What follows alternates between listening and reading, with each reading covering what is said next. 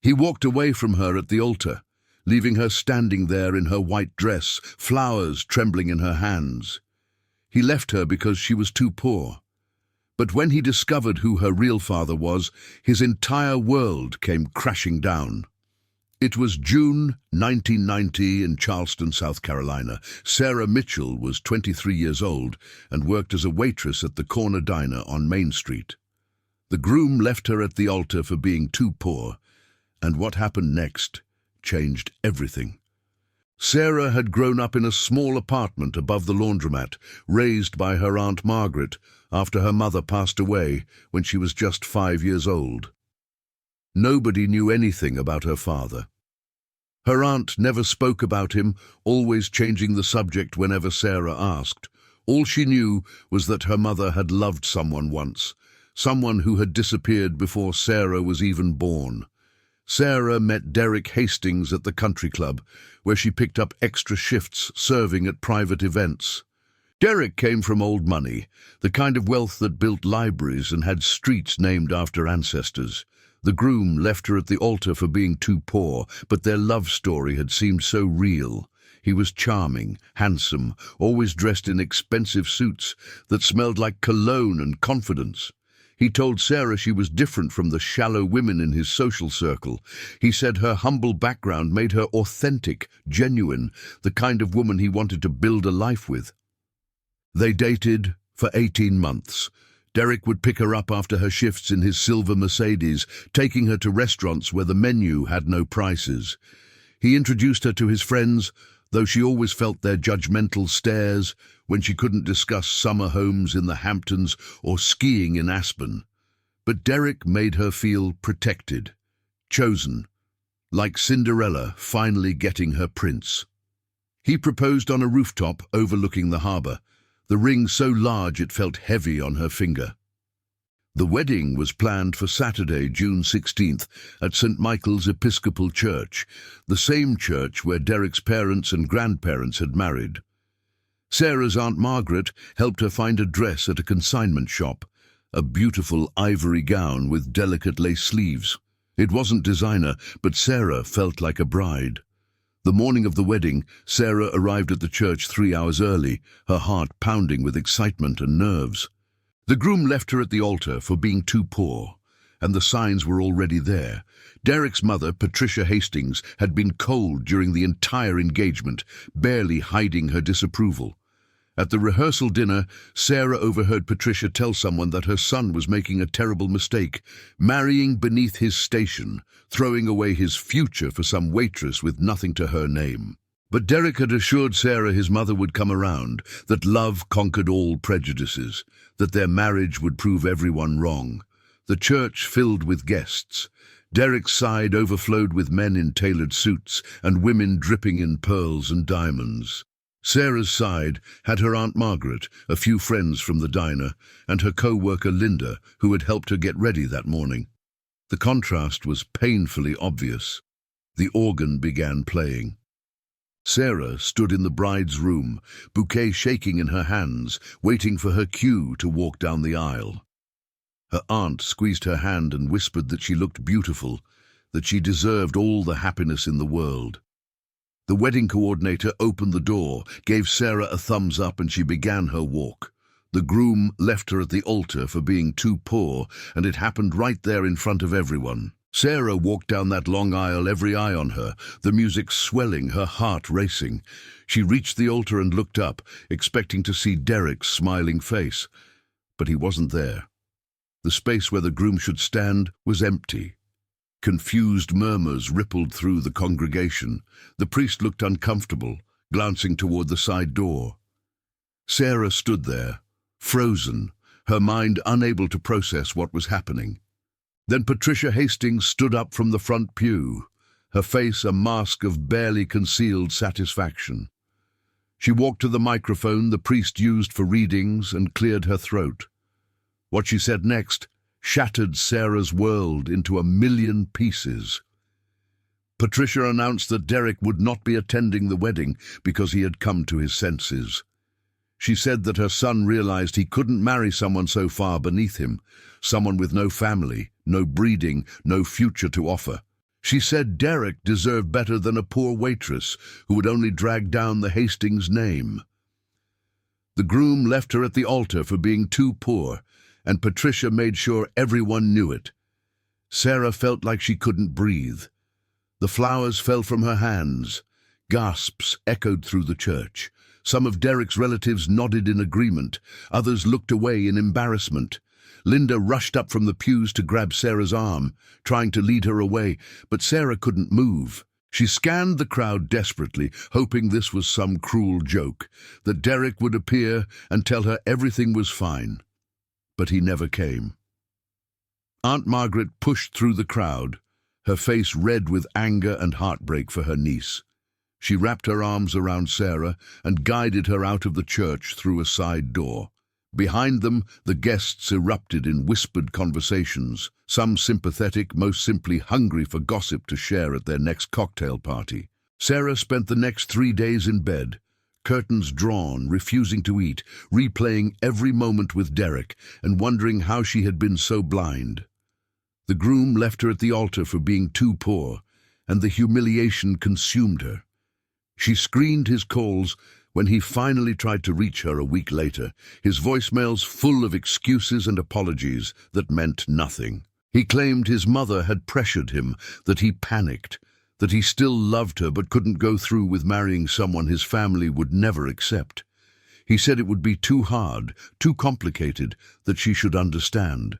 Sarah understood perfectly. She understood that Derek was a coward who cared more about his inheritance and his mother's approval than the woman he claimed to love. She returned the ring by mail and tried to piece her life back together.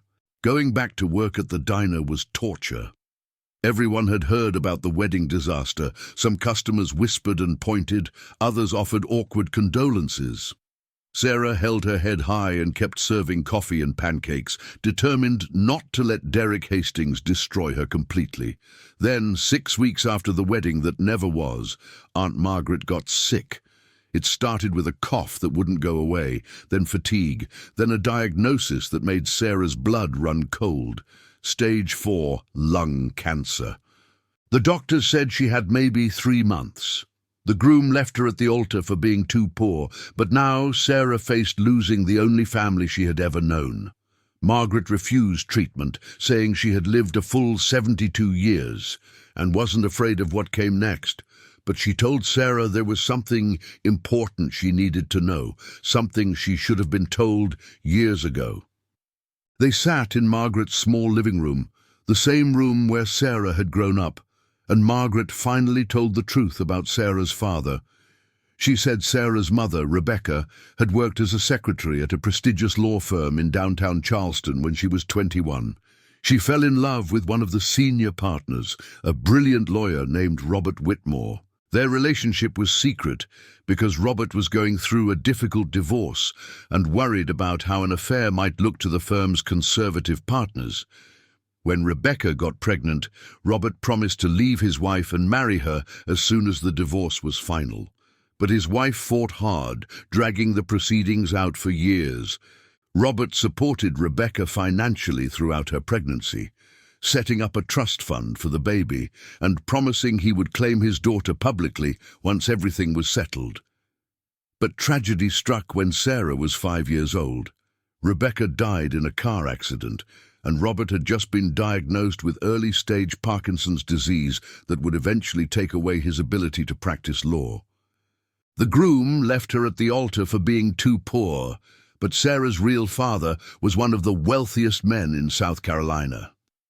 Margaret explained that Robert had wanted to raise Sarah himself, but his condition was deteriorating rapidly, and his ex-wife threatened to destroy him in court if he tried to claim a child from an affair. So he made an agreement with Margaret. He would continue funding Sarah's life through anonymous monthly payments that Margaret told Sarah came from her mother's life insurance. He would watch over her from a distance. And when the time was right, when Sarah was old enough and his ex-wife had passed away, he would reveal himself and give Sarah everything that was rightfully hers. That time had come. Robert Whitmore was now 78 years old, confined to a wheelchair but still mentally sharp. His ex-wife had died 3 years ago. He had been waiting for the right moment to approach Sarah, and when he heard about what happened at the church, about how the Hastings family had humiliated his daughter, he decided he could wait no longer. The next day, a black town car pulled up in front of the diner. A driver in a suit opened the back door, and a man in a wheelchair was carefully lifted out. Sarah watched from behind the counter, her heart pounding. The man had kind eyes that looked exactly like hers, the same unusual amber color she had always wondered about. Robert Whitmore rolled into that diner and asked to speak with his daughter. The groom left her at the altar for being too poor, but she had just discovered she was the daughter of a man worth over $40 million. They talked for hours. Robert explained everything, showed her pictures of her mother that made Sarah cry, told her stories about their love affair and how much Rebecca had wanted her baby. He apologized for staying away, for not being brave enough to fight for her sooner, for letting her grow up thinking she had no father. He told her about the trust fund that had been waiting for her since birth, now worth millions. He told her about the family estate, the investment properties, the shares in his former law firm. All of it was hers. But more than the money, he wanted a relationship with his daughter. He wanted whatever time he had left to actually be her father. Sarah forgave him. How could she not? He had loved her mother, had supported them from the shadows, had waited decades for the chance to claim his child. They began meeting regularly, having dinners at his estate, talking about everything they had missed. Robert's health was failing, but knowing Sarah brought him more joy than anything else in his remaining years. News spread fast in Charleston social circles. The poor waitress who had been abandoned at the altar was actually Robert Whitmore's daughter and heir. The same people who had whispered about her suddenly wanted to be her friend. Invitations arrived for galas and charity events she would have never been invited to before. The groom left her at the altar for being too poor, and now everyone wanted to pretend they had always respected her. Derek heard the news too. He showed up at the diner 3 months after the wedding disaster, looking nervous and rehearsed. He tried to apologize, said he had made the biggest mistake of his life, that he never stopped loving her, that his mother had poisoned his mind, but he saw clearly now. Sarah let him talk. Then she told him exactly what she thought of him. She told him he was a coward who only loved her now because she had money, that he had shown his true character when he abandoned her in front of everyone, that she wouldn't take him back if he were the last man on earth. She told him she deserved someone who loved her when she was just a waitress with nothing, someone who saw her value beyond a bank account. Derek tried to argue, to convince her, but Sarah simply walked away. The groom left her at the altar for being too poor, and she had learned the most valuable lesson of her life. Robert passed away peacefully 2 years later, with Sarah holding his hand. He left her everything, making her one of the wealthiest young women in South Carolina. But more importantly, he had left her with 2 years of memories, of father-daughter lunches and conversations, of finally understanding where she came from. Sarah used her inheritance wisely. She bought the diner where she had worked and turned it into a thriving restaurant that paid fair wages and gave opportunities to young people who needed them. She funded scholarships for kids from poor families who wanted to go to college. She lived comfortably, but never forgot what it felt like to count pennies and work double shifts. She heard through mutual acquaintances that Derek never married, that he bounced from relationship to relationship, always comparing women to the one who got away. Patricia Hastings apparently had a stroke when she learned Sarah's true identity and spent her final years bitter about the fortune that could have been her daughter-in-law's. What do you think Sarah should have said to Derek when he came crawling back? Drop your answer in the comments below. And if you believe that real love sees your worth no matter what's in your bank account, hit that subscribe button right now, because this channel is all about stories that prove character matters more than cash. 5 years after the wedding that never happened, Sarah met James, a high school teacher, who had no idea who her father was when he asked her out. He loved her for her laugh, her kindness, her passion for helping others. They married in a small ceremony with just close friends and family, and Sarah wore a simple dress she chose herself. The groom left her at the altar for being too poor, but in the end, she found something more valuable than Derek's family name or social status. She found herself, her real family, and eventually a love that didn't need her to be anyone other than exactly who she was.